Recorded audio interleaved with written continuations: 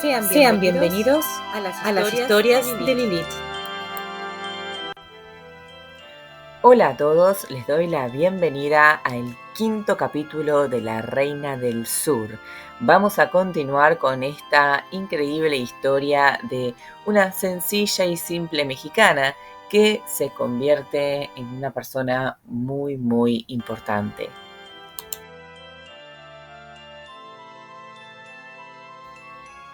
Lo que sembré allá en la sierra.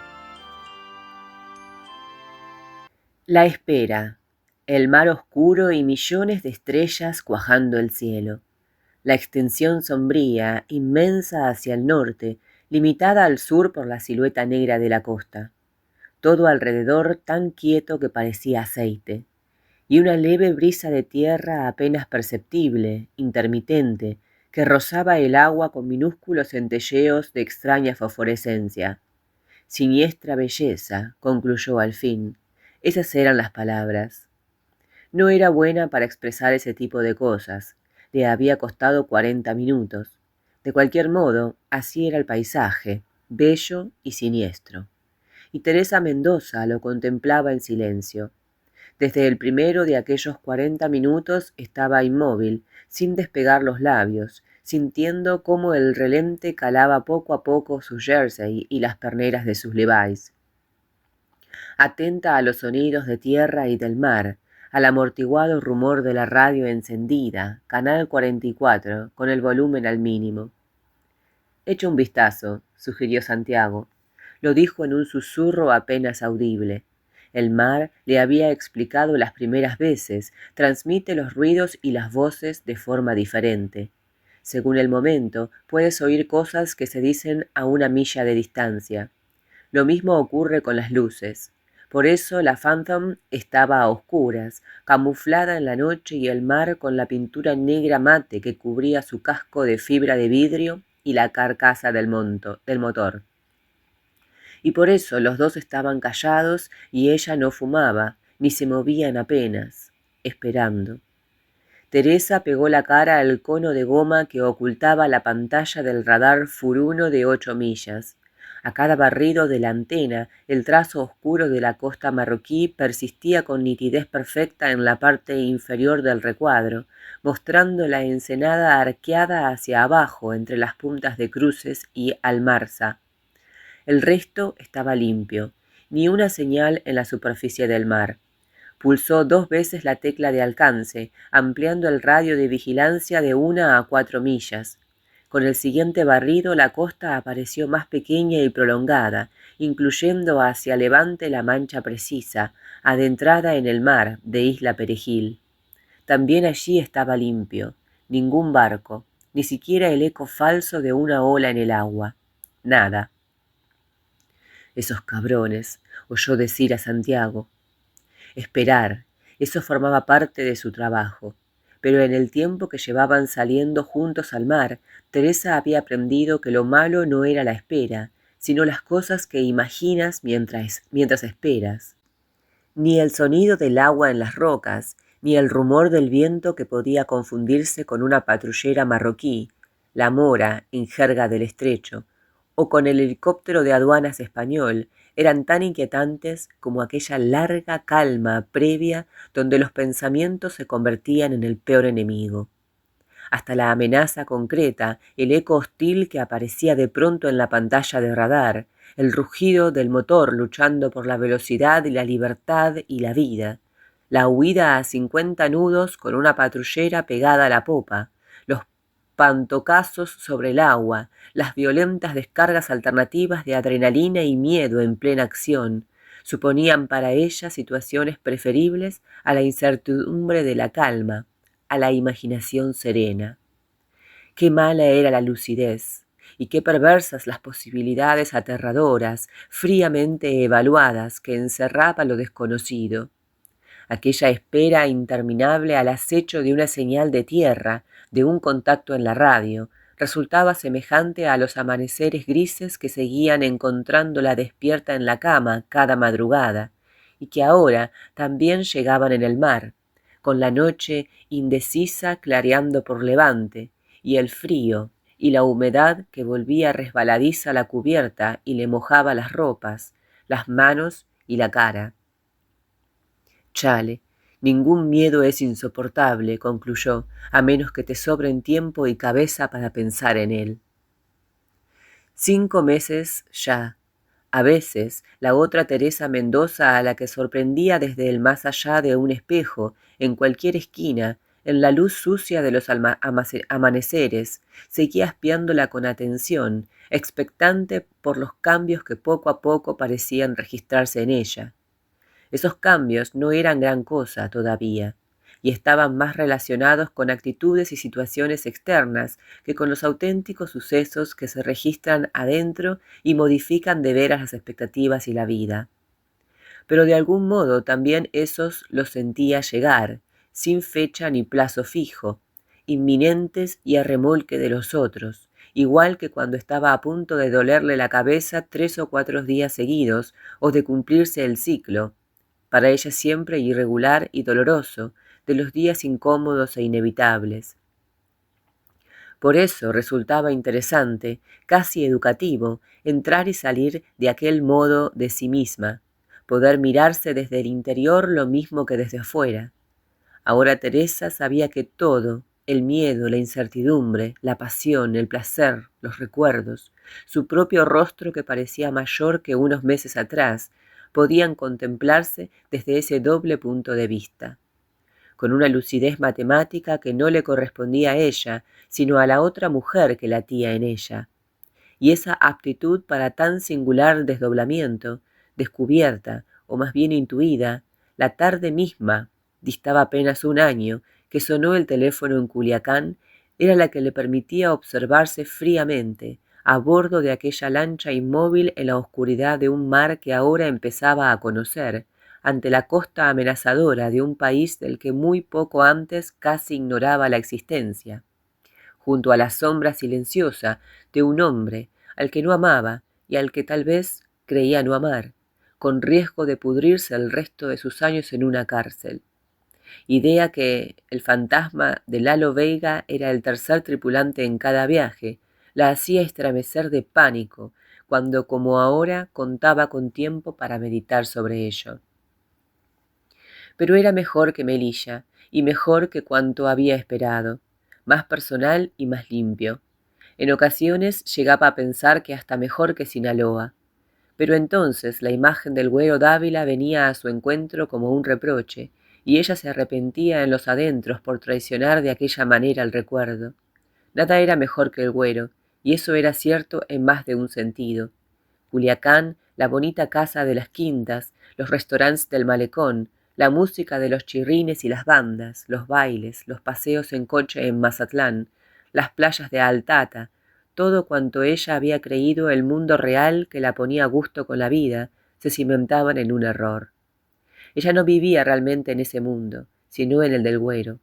No era su vida, sino otra donde había ido a instalarse cómoda y feliz hasta verse expulsada de pronto por una llamada telefónica, por el ciego terror de la huida, por la sonrisa de cuchillo del gato Fierros y los estampidos de la doble águila en sus propias manos. Ahora, sin embargo, existía algo nuevo, algo indefinible y no del todo malo en la oscuridad de la noche y en el miedo tranquilo, resignado, que sentía cuando miraba alrededor. Pese a la sombra próxima de un hombre, que eso había aprendido desde Culiacán, ya nunca podría hacer que se engañara de nuevo a sí misma, creyéndose protegida del horror, del dolor y de la muerte.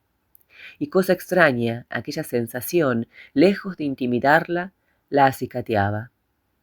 La obligaba a analizarse con más intensidad, con una curiosidad reflexiva, no exenta de respeto. Por eso a veces se quedaba mirando la foto donde habían estado ella y el güero, mientras daba al mismo tiempo ojeadas al espejo, interrogándose sobre la distancia cada vez mayor entre aquellas tres mujeres. La joven con ojos asombrados del papel fotográfico, la Teresa que ahora vivía a este lado de la vida y del paso del tiempo, la desconocida, que las observaba a las dos desde su cada vez más inexacto reflejo. Chíngale, que estaba requete lejos de Culiacán. entre dos continentes, con la costa marroquí a 15 kilómetros de la española, las aguas del estrecho de Gibraltar y la frontera sur de una Europa a la que no había soñado viajar en la vida. Allí, Santiago Fisterra era transportista por cuenta ajena. Tenía una casita alquilada en una playa de la bahía de Algeciras, por la parte española, y la planeadora amarrada en Marina Shepherd, protegida por la bandera inglesa del Peñón. Una Phantom de 7 metros de eslora con autonomía de 160 millas y motor de 250 caballos. Cabezones lo llamaban en el argot local, que Teresa empezaba a combinar con su mexicano sinaloense, capaz de acelerar de 0 a 55 nudos en 20 segundos. Santiago era un mercenario del mar. A diferencia del Güero Dávila en Sinaloa, él no tenía jefes ni trabajaba en exclusiva para ningún cartel. Sus empleadores eran traficantes españoles, ingleses, franceses o italianos instalados en la Costa del Sol. En lo demás se trataba más o menos de lo mismo, llevar cargas de un sitio a otro. Santiago cobraba a tanto por entrega y respondía a pérdidas o fracasos con su propia vida. Pero eso era solo en casos extremos. Aquel contrabando, casi siempre hachís, algunas veces tabaco de los almacenes gibraltareños, nada tenía que ver con el que Teresa Mendoza había conocido antes. El de estas aguas era un mundo duro, de raza pesada, pero menos hostil que el mexicano, menos violencia, menos muertes. La gente no se bajaba a plomazos por una copa de más, ni cargaba cuernos de chivo como en Sinaloa. De las dos orillas, la norte era más tranquilizadora, incluso si caías en manos de la ley. Había abogados, jueces, normas que se aplicaban por igual a los delincuentes que a las víctimas. Pero el lado marroquí era distinto. Ahí la pesadilla rondaba todo el tiempo. Corrupción en todos los niveles, derechos humanos apenas valorados, cárceles donde podías pudrirte en condiciones terribles, con el agravante añadido de ser mujer y lo que significaba caer en el engranaje inexorable de una sociedad musulmana como aquella. Al principio Santiago se había negado a que ocupara el puesto de Lalo Veiga. Demasiado peligroso, dijo, zanjando el asunto, o creyendo zanjarlo. Todo bien serio y metido en puro macho, el gallego, raro que le salía a veces, menos brusco que el resto de los españoles cuando hablaba, tan cortantes y rudos todos ellos. Pero después de una noche que Teresa pasó con los ojos abiertos, mirando primero la oscuridad del techo y luego la familiar claridad gris, dándole vueltas en la cabeza, despertó a Santiago para decirle que había tomado una decisión. Y ni modo, nunca volvería a esperar a nadie viendo telenovelas en ninguna casa de ninguna ciudad del mundo, y él podría elegir, o la admitía en la planeadora o la dejaba en ese momento, en el acto, para siempre, y ahí nos vemos. Entonces él, mentón sin afeitar, ojos enrojecidos de sueño, se rascó el pelo revuelto y le preguntó si estaba loca o si había vuelto gilipollas o qué. Hasta que ella se levantó desnuda de la cama y tal como estaba sacó su maleta del armario y empezó a meter cosas mientras procuraba no mirarse en el espejo ni mirarlo a él, ni pensar en lo que estaba haciendo. Santiago la dejó hacer, observándola minuto y medio sin abrir la boca. Y al fin, creyendo que se iba de veras, Teresa seguía metiendo ropa en la maleta sin saber si iba a irse o no. Dijo, bueno, vale, de acuerdo. Al carajo con todo. No es a mí a quien los moros van a romper el coño si te agarran. Así que procura no caerte al agua como Lalo. Ahí están. Un clic-clac sin palabras, 3 veces repetido al mínimo volumen en la radio. Una sombra pequeña, dejando una estela de minúsculas fosforescencias en la superficie negra y quieta. Ni siquiera un motor, sino el apagado chapoteo de unos remos. Santiago observaba con los Weigish CUM de visión nocturna, intensificadores de luz, rusos. Los rusos habían atiborrado con ellos Gibraltar en plena liquidación soviética. Cualquier barco, submarino o pesquero que tocaba el puerto vendía todo lo que pudiera desatornillarse a bordo. Esos hijos de la gran puta llegan con 1 hora de retraso. Teresa oía los susurros con la cara otra vez pegada al cono de goma del radar. Todo limpio afuera, dijo igual debajo, ni rastro de la mora. La embarcación se balanceó cuando Santiago se puso en pie, yendo a popa con un cabo. Salam aleikum. La carga venía bien empacada, con fundas herméticas de plástico dotadas de asas para manejarlas con facilidad. Pastillas de aceite de hachís, 7 veces más concentrado y valioso que la resina convencional. 20 kilos por paquete, calculó Teresa a medida que Santiago iba pasándoselos y ella los estibaba repartiendo la carga en las bandas. Santiago le había enseñado a encajar un fardo con otro para que no se movieran en alta mar, subrayando la importancia que tenía una buena estiba en la velocidad de la Phantom, tanta como el paso de la hélice o la altura de la cola del motor. Un paquete bien o mal colocado podía significar un par de nudos de más o de menos, y en aquel trabajo 2 millas era un trecho nada despreciable. A menudo suponía la distancia entre la cárcel y la libertad. ¿Qué dice el radar? Todo limpio. Teresa podía distinguir 2 siluetas oscuras en el botecito de remos. A veces llegaba hasta ella un comentario en lengua árabe, hecho en voz baja, o una expresión impaciente de Santiago, que seguía metiendo fardos a bordo. Miró la línea sombría de la costa, al acecho de alguna luz. Todo estaba a oscuras, salvo algunos puntos distantes en la mole negra del monte Musa y en el perfil escarpado que a intervalos se recortaba hacia poniente, bajo el resplandor del faro de Punta Cires, donde alcanzaban a verse iluminadas algunas casitas de pescadores y contrabandistas. Comprobó de nuevo los barridos de la pantalla pasando de la escala de 4 millas a la de 2 y ampliándola luego a la de 8. Había un eco casi en el límite. Observó con los prismáticos de 7x50 sin ver nada, así que recurrió a los binoculares rusos. Una luz muy lejana, moviéndose despacio hacia el oeste, seguramente un buque grande camino del Atlántico. Sin dejar de mirar por los binoculares, se volvió hacia la costa.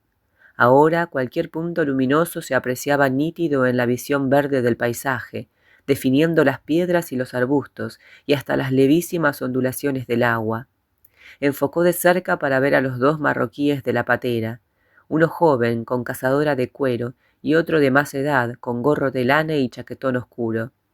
Santiago estaba de rodillas junto a la gran carcasa del motor, estibando a popa los últimos fardos. Tejanos, así llamaban allí a los pantalones de mezclilla. Zapatillas, camiseta negra, el perfil obstinado vuelto de vez en cuando a uno u otro lado para echar un cauto vistazo alrededor. A través del dispositivo de visión nocturna, Teresa podía distinguir sus brazos fuertes, los músculos tensos al subir la carga. Hasta en esas estaba bien chilo el cabrón. El problema de trabajar como transportista independiente, fuera de las grandes mafias organizadas, era que alguien podía molestarse y deslizar palabras peligrosas en oídos inoportunos, como en el mero México. Tal vez eso explicaba la captura de Lalo Veiga. Teresa tenía ideas al respecto, a las que no era ajeno Driss Larby, aunque después Santiago. Procuró limitar imprevistos, con más dinero oportunamente repartido en Marruecos a través de un intermediario de Ceuta. Eso reducía beneficios, pero aseguraba en principio mayores garantías en aquellas aguas. De cualquier modo, veterano en esa chamba, escarmentado por lo de cala tramontana y gallego receloso como era, Santiago no terminaba por fiarse del todo. Y hacía bien. Sus modestos medios no bastaban para comprar a todo el mundo. Además, siempre podía darse el caso de un patrón de la mora, un behani o un gendarme disconformes con su parte, un competidor que pagase más de lo que Santiago pagaba y diera el pitazo, un abogado influyente necesitado de clientes a quienes sangrar, o que las autoridades marroquíes organizaran una redada de peces chicos para justificarse en vísperas de una conferencia internacional antinarcos. En todo caso, Teresa había adquirido la experiencia suficiente para saber que el verdadero peligro, el más concreto, se plantearía después, al entrar en aguas españolas, donde el servicio de vigilancia aduanera y las Heineken de la Guardia Civil, las llamaban así porque sus colores recordaban esas latas de cerveza, patrullaban noche y día a la caza de contrabandistas. La ventaja era que, a diferencia de los marroquíes, los españoles nunca tiraban a matar, porque entonces les caían encima los jueces y los tribunales. En Europa se tomaban ciertas cosas más en serio que en México o en la Unión Americana. Eso daba la oportunidad de escapar forzando motores, aunque no era fácil zafarse de las potentes turbolanchas HJ de aduanas y del helicóptero, el pájaro, decía Santiago, dotado de potentes sistemas de detección, con patrones veteranos y pilotos capaces de volar a pocos palmos del agua, forzándote a llevar el cabezón al límite en peligrosas maniobras evasivas, con riesgo de averías y de ser capturado antes de alcanzar las farolas de Gibraltar. En tal caso, los fardos eran arrojados por la borda. Adiós para siempre a la carga y hola a otra clase de problemas peores que los policías. Pues quienes fletaban el hachís no siempre resultaban ser mafiosos comprensivos y te arriesgabas a que después de ajustar cuentas sobraran sombreros.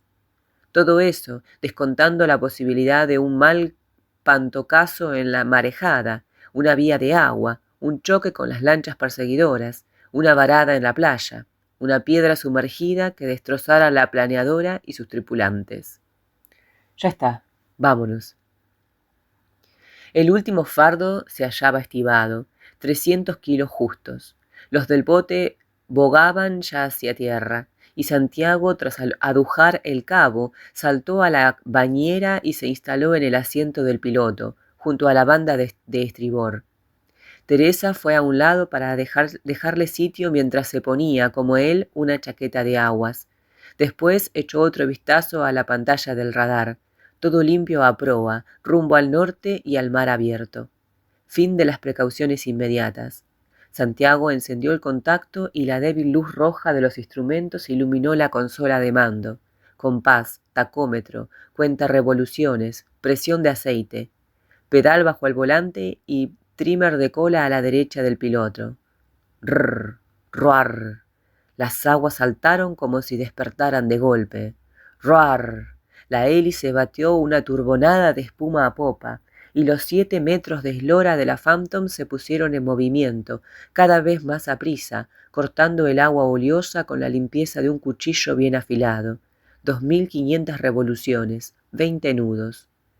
La trepidación del motor se transmitía al casco, y Teresa sentía toda la fuerza que los empujaba a popa estremecer la estructura de fibra de vidrio, y que de pronto parecía volverse ligera como una pluma. 3500 revoluciones, 30 nudos y planeando.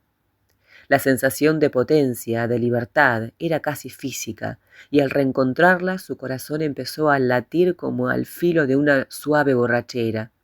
Nada, pensó una vez más, se parecía a aquello, o casi nada.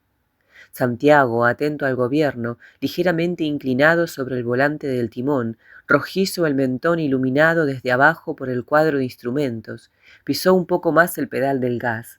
4000 revoluciones y 40 nudos. El deflector ya no bastaba para protegerlos del viento, que venía húmedo y cortante. Teresa se subió hasta el cuello el cierre de la chaqueta de aguas y se puso un gorro de lana, recogiéndose el pelo que le azotaba la cara. Luego echó otro vistazo al radar e hizo un barrido de canales con el indicador de LEDs de la radio Kenwood atornillada en la consola. Los aduaneros y la Guardia Civil hablaban encriptados por secráfonos. Pero aunque no se entendieran sus conversaciones, la intensidad de la señal captada permitía establecer si estaban cerca. De vez en cuando alzaba el rostro a lo alto, buscando la amenazadora sombra del helicóptero entre las luces frías de las estrellas. El firmamento y el círculo oscuro del mar que los rodeaba parecían correr con ellos, como si la planeadora estuviera en el centro de una esfera que se desplazase veloz a través de la noche. Ahora, en mar abierto, la marejadilla creciente imprimía leves pantocazos a su avance, y a lo lejos empezaban a distinguirse las luces de la costa de España. Qué iguales y qué distintos eran, pensaba, cómo se parecían en algunas cosas.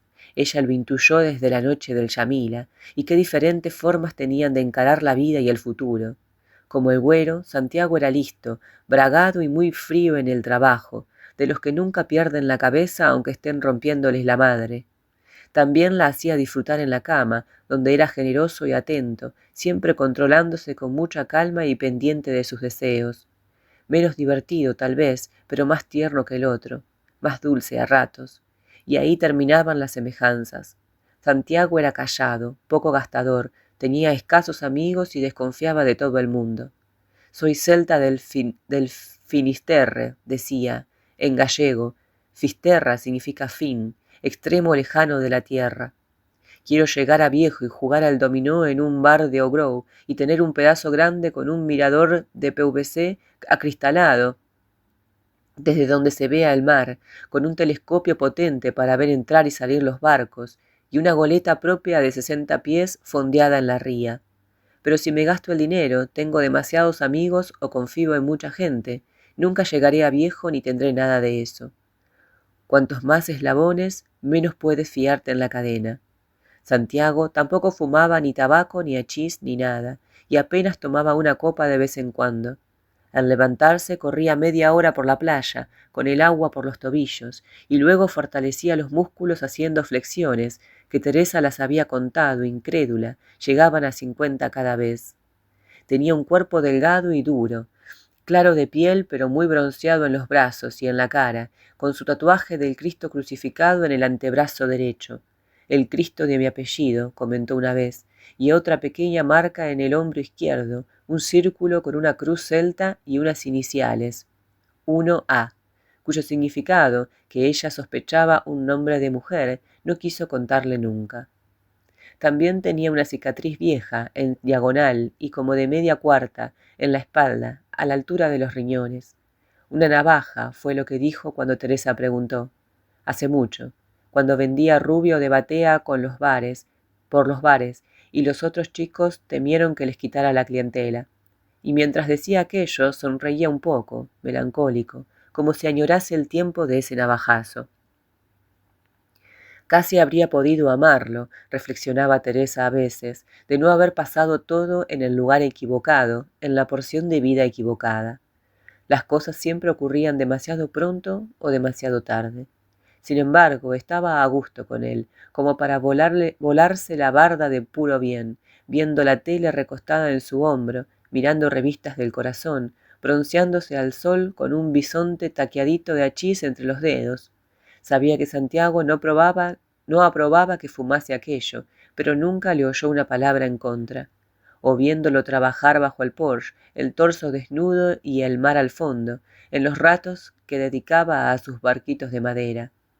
Le gustaba mucho verlo construir barcos porque era de veras paciente y minucioso, requete hábil para reproducir pesqueros como los de verdad, pintados en rojo, azul y blanco, y veleros con cada vela y cada cabito en su sitio.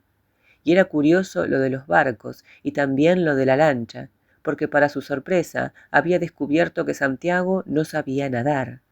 Ni siquiera braceaba como ella. El güero la había enseñado en Altata, con muy poco estilo, pero nadando al fin de cuentas. Lo confesó una vez, al hilo de otro asunto. Nunca pude tenerme a flote, dijo. Me da raro. Y cuando Teresa le preguntó por qué se arriesgaba entonces en una planeadora, él se limitó a encogerse de hombros, fatalista, con aquella sonrisa suya que parecía salirse después de muchas vueltas y revueltas por los adentros. La mitad de los gallegos no sabemos nadar, dijo al fin. Nos ahogamos resignados y punto.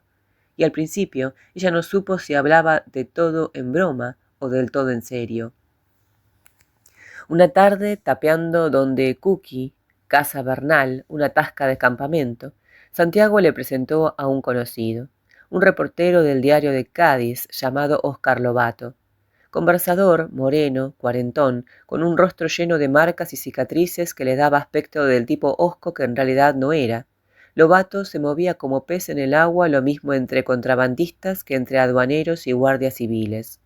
Leía libros y sabía de todo, desde motores a geografía o música.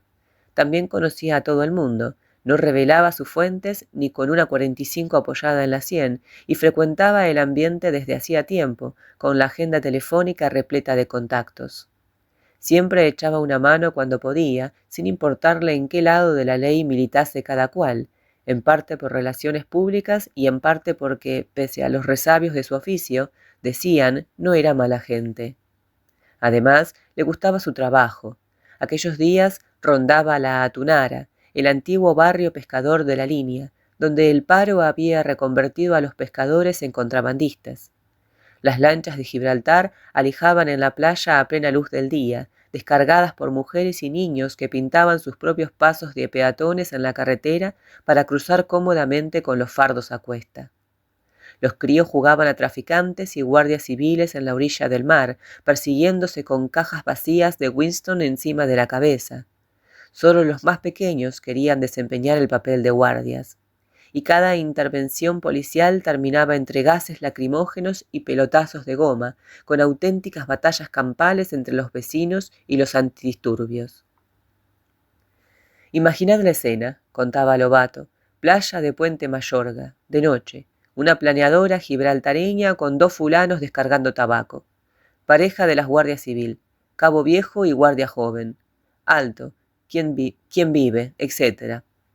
Los de tierra que se largan, el motor que no arranca, el guardia joven que se mete en el agua y sube a la planeadora, ese motor que por fin arranca y allá se va la lancha para Gibraltar, un traficante al timón y el otro dándose de hostias con el picoleto. Imaginad ahora esa planeadora que se para en mitad de la bahía, esa conversación con el guardia. Mira, chaval, le dicen, si seguimos contigo a Gibraltar nos vamos a buscar la ruina, y a ti te empapelarán por perseguirnos dentro de territorio inglés. Así que vamos a tranquilizarnos, ¿vale? Desenlace, esa planeadora que vuelve a la orilla, ese guardia que se baja. Adiós, adiós, buenas noches. Y aquí, paz y después gloria. Por su doble condición de gallego y de traficante, Santiago desconfiaba de los periodistas, pero Teresa sabía que a Lobato lo consideraba una excepción. Era objetivo, discreto, no creía en buenos ni malos, sabía hacerse tolerar, pagaba las copas y jamás tomaba notas en público. También sabía buenas historias y mejores chistes, y nunca cotorreaba gacho.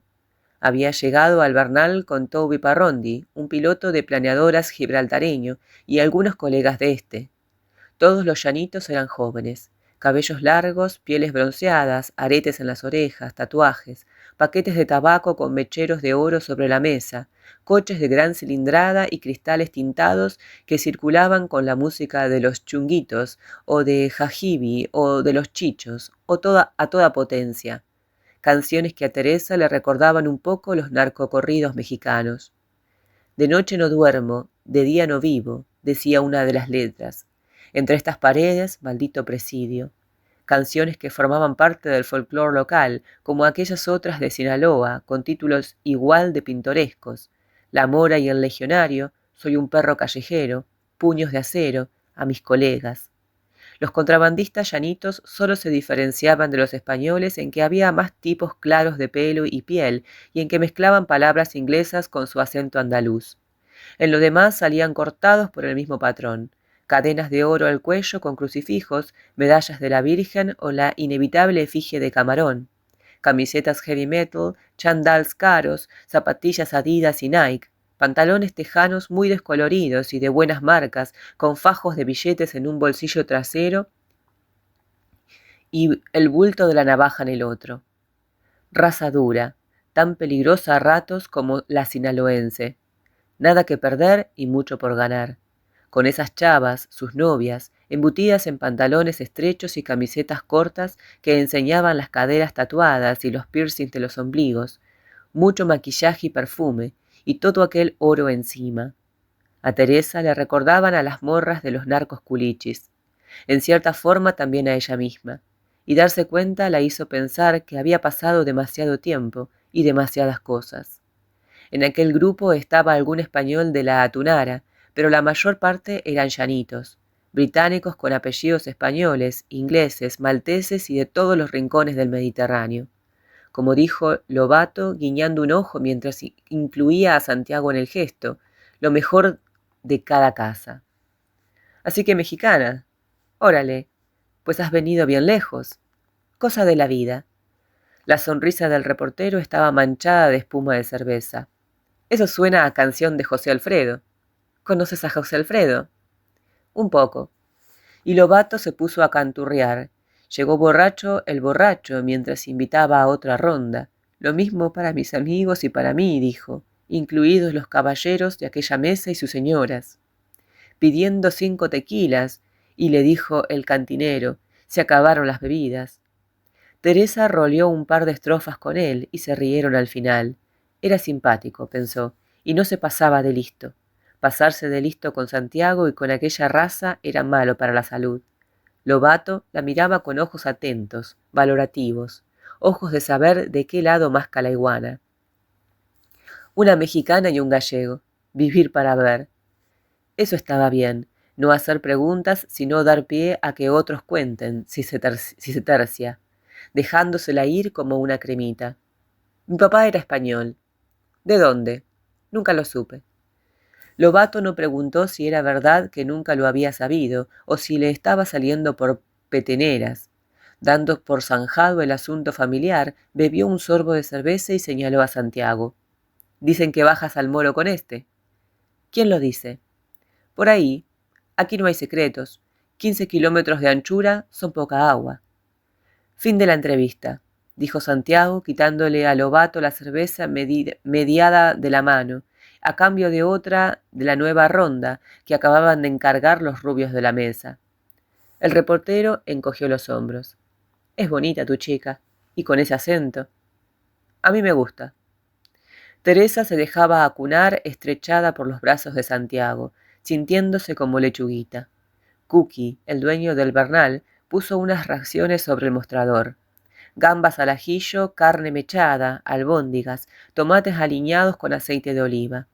A Teresa le encantaba comer o cenar de aquella forma tan española, a base de botanas, de pie y de barra en barra, lo mismo embutidos que platos de cocina.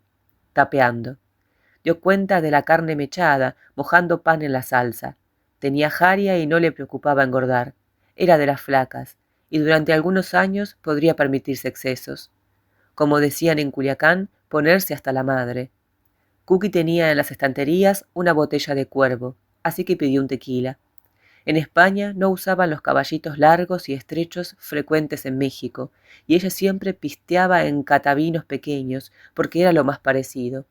El problema era que duplicabas la toma en cada trago. Entraron más clientes. Santiago y Lobato, apoyados en la barra, conversaban sobre las ventajas de las lanchas de goma tipo Zodiac para moverse a altas velocidades con mala mar, y Cookie terciaba en la conversación. Los cascos rígidos sufrían mucho en las persecuciones, y hacía tiempo que Santiago acariciaba la idea de una semirrígida con 2 o 3 motores, lo bastante grande para aguantar la mar, llegando hasta las costas orientales andaluzas y el Cabo de Gata. El problema era que no disponía de medios, demasiada inversión y demasiado riesgo, suponiendo que luego en el agua aquellas ideas fuesen confirmadas por los hechos. De pronto cesó la conversación. También los gibraltareños de la mesa habían enmudecido, y miraban al grupo que acababa de instalarse al extremo de la barra, junto al antiguo cartel taurino de la última corrida de toros antes de la Guerra Civil. Feria de la Línea, 19, 20 y 21 de julio de 1936. Eran 4 hombres jóvenes, de buen aspecto, uno güerito y con gafas y 2 altos, atléticos, con polos deportivos y el pelo corto. El cuarto hombre era atractivo, vestido con una camisa azul impecablemente planchada y unos tejanos tan limpios que parecían nuevos. «Heme aquí, una vez más», suspiró Lobato, guasón, entre aqueos y troyanos. Se disculpó un momento, guiñó un ojo a los gibraltareños de la mesa y fue a saludar a los recién llegados, demorándose un poco más con el de la camisa azul. A la vuelta se reía por lo bajini. «Los 4 son de vigilancia aduanera». Santiago los miraba con interés profesional. Al verse observado, uno de los altos inclinó un poco la cabeza a modo de saludo, y Santiago levantó un par de centímetros su vaso de cerveza. Podía ser una respuesta o no serlo. Los códigos y las reglas del juego al que todos jugaban, cazadores y presas en territorio neutral. Cookie servía manzanilla y tapas sin inmutarse. Aquellos encuentros se daban a diario. El guaperas, seguía detallando Lobato, es piloto del Pájaro. El pájaro era el BO-105 de aduanas, preparado para el rastreo y caza en el mar. Teresa lo había visto volar acosando a las lanchas contrabandistas. Volaba bien, muy bajo, arriesgándose. Observó al tipo, en torno a los 30 y pocos, prieto de pelo, bronceado de piel. Habría podido pasar por mexicano. Parecía correcto, bien chiles, un punto tímido. Me ha dicho que anoche le tiraron una bengala que le pegó en una pala. Lobato miraba a Santiago. No serías tú, ¿verdad? No salí anoche. Igual fue alguno de esos. Igual. Lobato miró a los gibraltareños, que ahora hablaban exageradamente alto, riéndose. 80 kilos les voy a meter mañana, fanfarroneaba alguien. Por la cara. Uno de ellos, Parrondi, le dijo a Cookie que sirviera una ronda a los señores aduaneros. Que es mi cumpleaños y tengo yo, decía con manifiesta guasa. Mucho gusto en convidarles. Desde el extremo de la barra los otros rechazaron la propuesta, aunque uno de ellos levantó 2 dedos haciendo la V de la victoria mientras decía felicidades. El rubio de las gafas, informó Lobato, era el patrón de una turbolancha HJ, también gallego, por cierto, de La Coruña. En cuanto al aire, ya sabes, añadió Lobato para Santiago, reparación y una semana de cielo libre, sin buitres en la chepa. Así que tú mismo. No tengo ganas estos días. Ni siquiera tabaco. Tampoco. Pues qué lástima. Teresa seguía observando al piloto, tan modos y mosquitas muertas que parecía. Con su camisa impecable, el pelo reluciente y repeinado, resultaba difícil relacionarlo con el helicóptero que era pesadilla de los contrabandistas. A lo mejor, se dijo, pasaba como en una película que vieron Santiago y ella comiendo pipas en el cine de verano de la línea, el Dr. Jekyll y Mr. Hyde. Lobato, que había advertido su mirada, acentuó un poco la sonrisa. Es un buen chaval, de Cáceres, y le tiran las cosas más raras que puedas imaginar. Una vez le arrojaron un remo, partiéndole una pala, y casi se mata. Y cuando aterriza en la playa, los críos lo reciben a pedradas. A veces, la atunara parece Vietnam. Claro que en el mar es distinto. Sí, confirmó Santiago entre 2 sorbos de cerveza. Allí son esos hijoputas los que tienen la ventaja. Así llenaban el tiempo libre. Otras veces iban de compras o de gestiones al banco en Gibraltar, o paseaban por la playa en los magníficos atardeceres del prolongado verano andaluz, con el peñón prendiendo sus bombillas poco a poco, al fondo, y la bahía llena de buques con diferentes banderas. Teresa ya identificaba las principales, que encendían las luces mientras se apagaba el sol a poniente. La casa era un chalecito situado a 10 metros del agua, en la boca del río Palmones, donde se levantaban algunas viviendas de pescadores justo a la mitad de la bahía entre Algeciras y Gibraltar.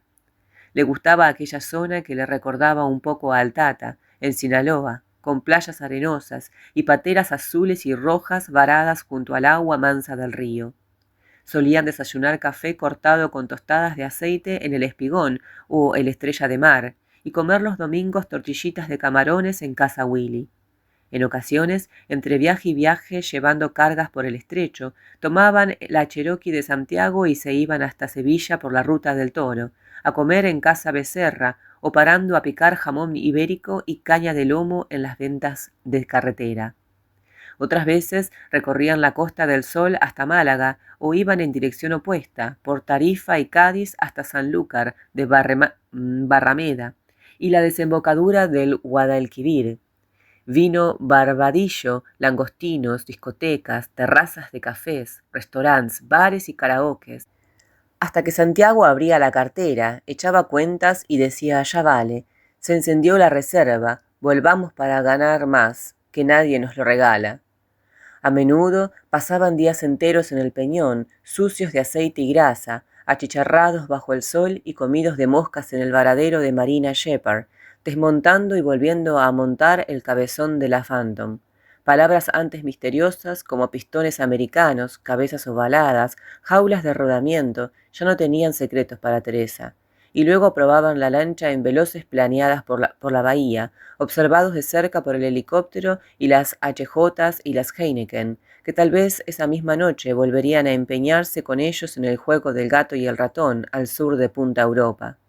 Y cada tarde, los días tranquilos de Puerto y Varadero, al terminar el trabajo, se iban al Old Rock a tomar algo sentados en la mesa de siempre, bajo un cuadrito que mostraba la muerte de un almirante inglés llamado Nelson. De ese modo, durante aquel tiempo casi feliz, por primera vez en su vida era consciente de serlo, Teresa se hizo al oficio.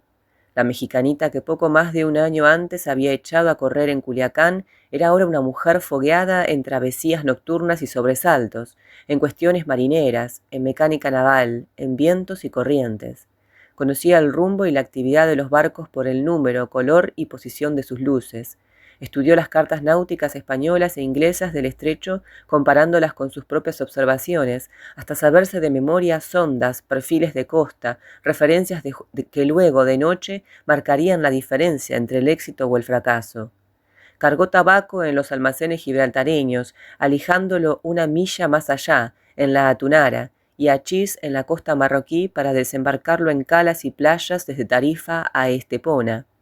Verificó llave inglesa y destornillador en mano, bombas de refrigeración y cilindros, cambió ánodos, purgó aceite, desmontó bujías y aprendió cosas que nunca había imaginado fuesen útiles, como por ejemplo que el consumo, ora de un cabezón trucado, como el de cualquier motor de 2 tiempos, se calcula multiplicando por 0,41 a potencia máxima. Regla utilísima cuando se quema el combustible a chorros en mitad del mar, donde no hay gasolineras.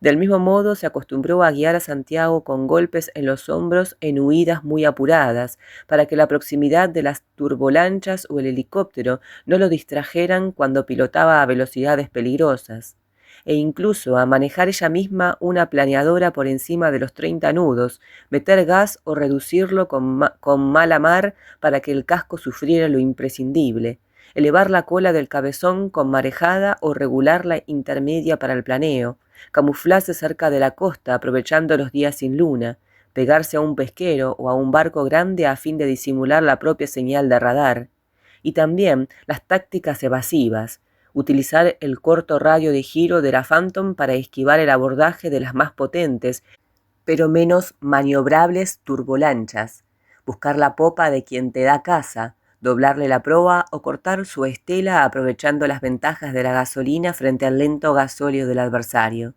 Y así pasó del miedo a la euforia, de la victoria al fracaso, y supo de nuevo lo que ya sabía, que unas veces se pierde, otras se gana y otras se deja de ganar.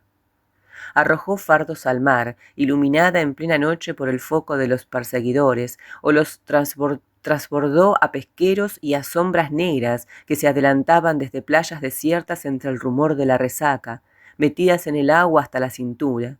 Incluso en cierta ocasión, la única hasta entonces en el transcurso de una operación con gente de poco fiar, lo hizo mientras Santiago vigilaba sentado a popa, en la oscuridad, con una UCI disimulada bajo la ropa.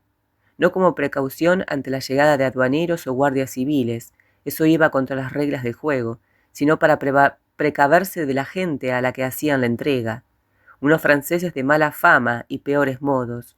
Y luego, esa misma madrugada, alijada ya la carga y navegando rumbo al Peñón, la propia Teresa había arrojado con mucho alivio la UCI al mar.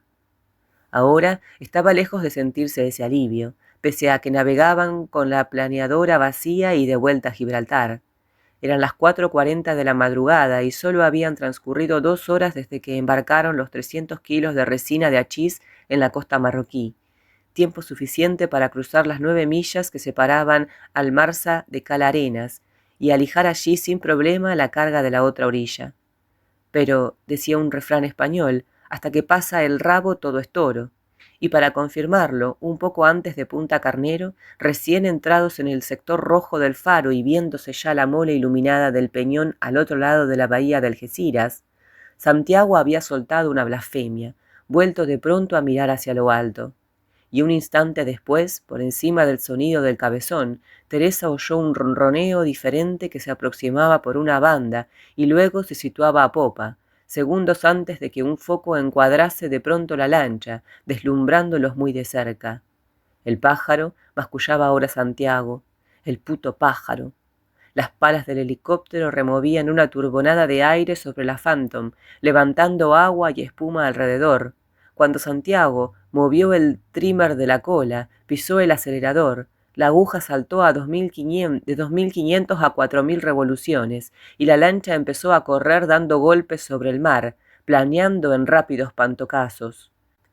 Ni madres. El foco lo seguía, oscilante de una banda a otra y de estas a popa, iluminando como una cortina blanca el aguaje que levantaban 250 caballos a buena potencia.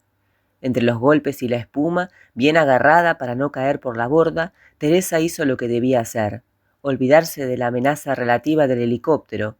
Volaba, calculó, a unos 4 metros del agua, y como ellos a una velocidad de casi 40 nudos, y ocuparse de la otra amenaza que sin duda rondaba cerca, más peligrosa pues corrían demasiado próximos a tierra. La HJ de vigilancia aduanera, que guiada por su radar y por el foco del helicóptero, debía de estar en ese momento navegando hacia ellos a toda velocidad, para cortarles el paso o empujar la planeadora contra la costa, hacia las piedras de la restinga de la Cabrita, que estaban en algún lugar delante y un poco a babor. Pegó la cara al cono de goma del furuno, lastimándose la frente y la nariz con los pantocazos, y tecleó para bajar el alcance a media milla. Diosito, Dios, si en esta chamba no estás a buenas con Dios, ni te metas, pensó. El barrido de la antena en la pantalla le parecía increíblemente largo, una eternidad que aguardó conteniendo el aliento. Sácanos también de esta, Diosito lindo. Hasta el santo Malverde se acordaba, aquella negra noche de su mal. Iban sin carga que los mandara a prisión, pero los aduaneros eran raza pesada, aunque en las tascas de campamento te dijeran cumpleaños feliz. A tales horas y por aquellos rumbos podían recurrir a cualquier pretexto para incautarse de la lancha o golpearla como por accidente y echarla a pique. La luz cegadora del foco se le metía en la pantalla, dificultándole la visión. Advirtió que Santiago subía las revoluciones del motor, pese a que con la mar que levantaba el viento de poniente ya iban al límite. Al gallego no se le arrugaba el cuero, y tampoco era hombre inclinado a poner las cosas fáciles a la ley. Entonces la planeadora dio un salto más prolongado que los anteriores. Que no se gripe el motor, pensó mientras imaginaba la hélice girando en el vacío, y al golpear de nuevo el casco la superficie del agua, Teresa, agarrada lo mejor que podía, dándose una y otra vez con la cara en el reborde de goma del radar, vio por fin en la pantalla, entre los innumerables pequeños ecos de la marejada, otra mancha negra, distinta. Una señal alargada y siniestra que se les acercaba rápidamente por la aleta de estribor, a menos de 500 metros. ¡A las 5! Gritó, sacudiendo el hombro derecho de Santiago. ¡3 cables! Lo dijo pegándole la boca a la oreja para hacerse oír por encima del rugido del motor. Entonces Santiago echó un inútil vistazo hacia allí, entornando los ojos bajo el resplandor del foco del helicóptero que seguía pegado a ellos, y después arrancó de un manotazo la goma del radar para ver él mismo la pantalla. La sinuosa línea negra de la costa se trazaba inquietantemente cerca a cada barrido de la antena, unos 300 metros por el través de babor. Teresa miró a proa. El faro de Punta Carnero seguía emitiendo sus destellos de color rojo. Con aquel rumba, cuando pasaran al sector de luz blanca, ya no habría modo de evitar la restinga de la Cabrita. Santiago debió de pensar lo mismo, pues en ese momento redujo velocidad y giró el timón hacia la derecha, volvió a acelerar y maniobró varias veces en zigzag de la misma forma, mar adentro, mirando alternativamente la pantalla de radar y el foco del helicóptero, que a cada quiebro se adelantaba, perdiéndolos de vista un momento, antes de pegárseles de nuevo para mantenerlos encuadrados en su luz. Ya fuera el de la camisa azul o cualquier otro, pensó Teresa con admiración, aquel tipo de arriba era de los que no tenían madre. ¿Pa' qué te digo que no? Sí, y dominaba su oficio. Volar de noche con un helicóptero y al ras del agua no estaba en manos de cualquiera. El piloto debía de ser tan bueno como el güero en sus tiempos y en lo suyo. O más. Deseó tirarle una pinche bengala, si hubieran llevado bengalas a bordo, verlo caer en llamas al agua. ¡Chof! Ahora la señal de la HJ estaba más próxima en el radar, acercándose implacable. Lanzaba a toda potencia con mar llana, la planeadora resultaba inalcanzable, pero con marejada fría demasiada, y la ventaja era de los perseguidores.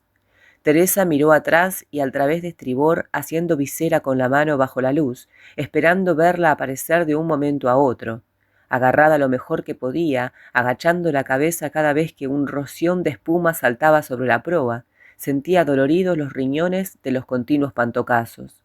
A ratos observaba el perfil testarudo de Santiago, sus rasgos tensos goteando agua salada, los ojos deslumbrados atentos a la noche, las manos crispadas sobre el timón de la Phantom, dirigiéndola con pequeñas y hábiles sacudidas, sacando el máximo partido de las 500 vueltas extra del motor trucado, del grado de inclinación de la cola y de la quilla plana que en algunos prolongados saltos parecía volar, como si la hélice solo tocara el agua de vez en cuando, y otras veces golpeaba con estrépito, crujiendo de manera que el casco parecía a punto de desarmarse en pedazos.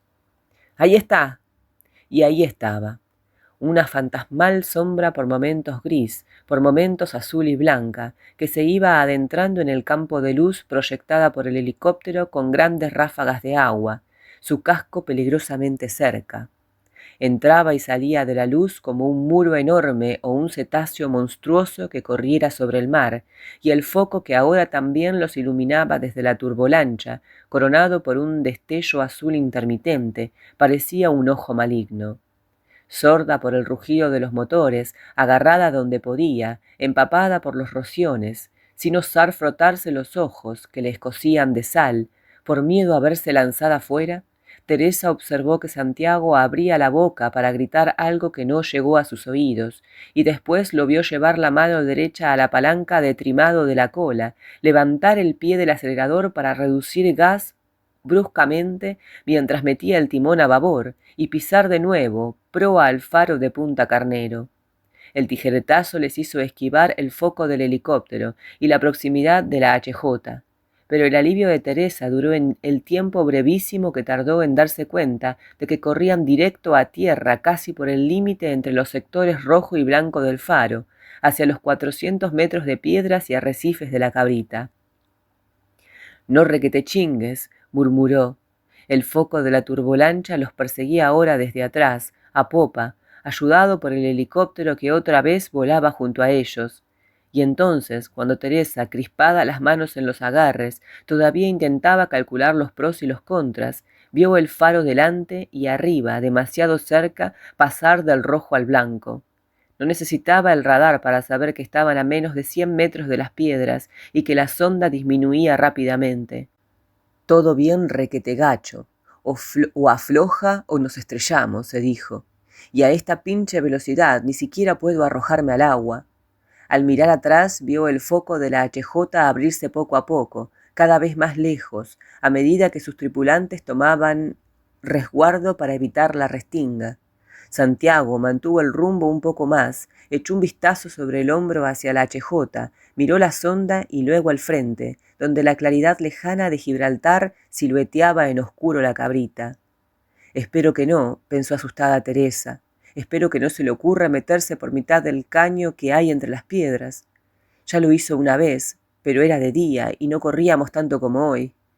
En ese momento Santiago redujo gas de nuevo, metió el timón a estribor y pasando bajo la panza del helicóptero, cuyo piloto lo hizo ascender bruscamente para evitar la antena de radar de la Phantom, cruzó no por el caño, sino sobre la punta exterior de la restinga, con la masa negra de la Cabrita tan cerca que Teresa pudo oler sus algas y oír el eco del motor en las paredes rocosas del acantilado. Y de pronto, todavía con la boca abierta y los ojos desorbitados, se vio al otro lado de Punta Carnero, la mar mucho más tranquila que afuera y la HJ otra vez a un par de cables a causa del arco que había descrito para abrirse del rumbo.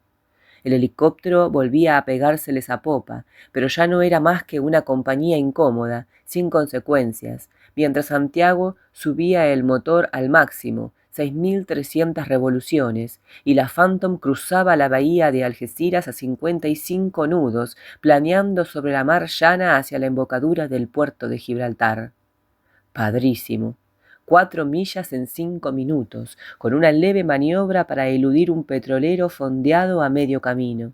Y cuando la HJ abandonó la persecución y el helicóptero empezó a distanciarse y ganar altura, Teresa se incorporó a medias en la planeadora y, todavía iluminada por el foco, le hizo al piloto un elocuente corte de mangas.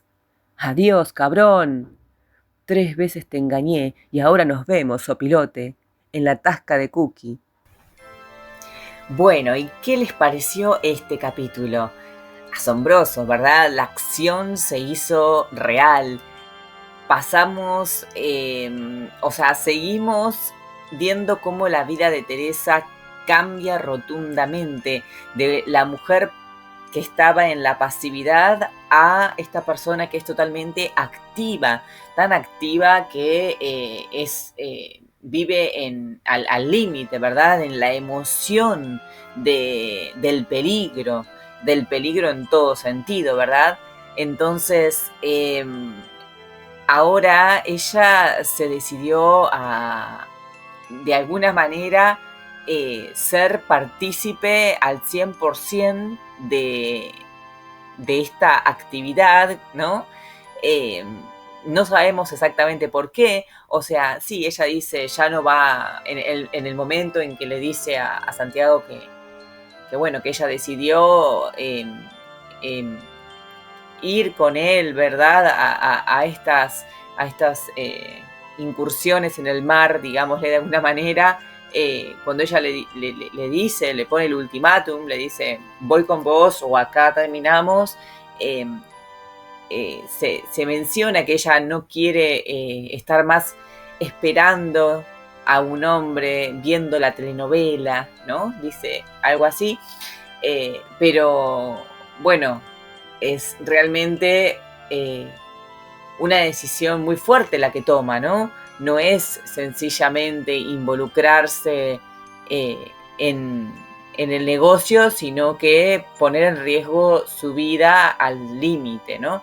Y bueno, al final, cuando cuentan esta gran aventura que tienen, es la verdad que, bueno, nada, un momento de mucha emoción, de peligro. Y también me gustó mucho el final, muy divertido, cuando dice, bueno, nos vemos en la tasca, como le dicen a ellos, como le dicen ellos al bar, ¿verdad? Porque irónicamente todos estos personajes, tanto los que están del lado del bien como los que están del lado del mal, terminan encontrándose en este bar que parece un punto neutral, ¿no? Qué irónico, ¿no? Qué ironía y qué gracioso también. Saber que están todos ahí reunidos y que de alguna manera se reconocen, ¿verdad? Porque imagínense que nosotros estamos viendo la imagen o la escena desde la visión de Teresa, de Santiago, pero si ellos saben quiénes son los otros, bueno, ellos también deben de saber, ¿no? O intuir la verdad. Entonces, todo parece un juego y una competencia. Me encanta de esta historia, de este libro, cómo está escrito. El vocabulario que utiliza me parece difícil de pronunciar porque no estoy acostumbrada, pero a la vez me encanta porque hace que uno se sumerja realmente en el lugar y en el personaje, ¿no? Esa es la importancia del idioma, ¿no? De los ¿cómo se dice? De la jerga, ¿verdad? De la forma en que ella se expresa, con las palabras que utiliza y cómo las mezcla a la vez con su nueva identidad española, ¿no? Entonces, creo que el vocabulario que utiliza está genial para generar esta inmersión en la historia, y también cómo describe a los personajes y los lugares, dándonos a entender, bueno, dónde estamos realmente, ¿no? Creo que todo esto nos sitúa y nos sumerge en la historia mucho más.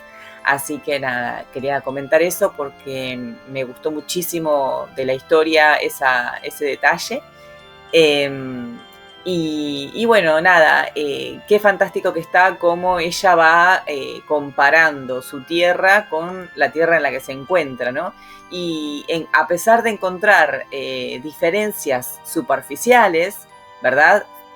Diferencias, digamos, de alguna manera estéticas de cómo se ve la gente o sí, más que nada de cómo se ven, cómo lucen, ella encuentra muchas similitudes entre las personas, ¿verdad? Encuentra que son los mismos matones en todos lados, las mismas mujeres con las mismas ropas y estilos. Ropas me refiero, a ver, entre comillas, ¿no? Al mismo estilo de personalidad, ¿verdad? De ropa, de vestir. En fin de cuentas, eso está muy bueno porque nos da a entender de alguna manera que somos lo mismo en todos lados, simplemente con un empaque diferente, podríamos decir. No sé si me hago entender, pero van a ver que esto ocurre en toda la historia. Ella va a estar obviamente comparando todo el tiempo su experiencia en su tierra con la experiencia que vive ahora en esta otra. Y va a encontrar justamente eso en todos lados. Que, bueno, en resumidas cuentas, que la gente simplemente es gente. Hasta encuentra la música similar, ¿no? Como la música cuenta o relata las aventuras de los personajes del pueblo o de la ciudad, del lugar, ¿no? Nada, muy lindo, la verdad que fantástico cómo lo describe todo el autor. Bueno, espero que les haya gustado este capítulo. Si es así, como siempre, les pido like, comentar, compartir, suscribirse y los espero en el capítulo próximo. Bueno, por ahí ya es un poco tarde, pero espero que se hayan dado cuenta que estoy compartiendo esta historia cada 3 días. Lo extiendo un poco más porque son capítulos muy largos y quiero darles tiempo a que puedan leerlos, pensarlos, reflexionarlos y bueno, y luego continuar. Bueno, muchas gracias, nos vemos la próxima.